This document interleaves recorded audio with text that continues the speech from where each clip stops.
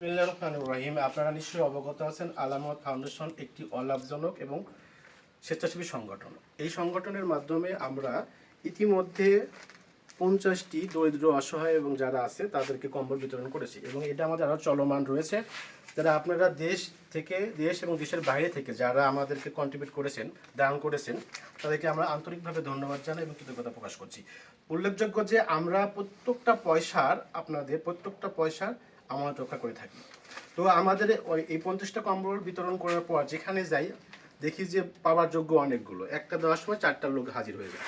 তো এই ক্ষেত্রে আমরা 50টা দিয়েছি, দেখা গেছে আরও 150টা রিকোয়েস্ট আসছে।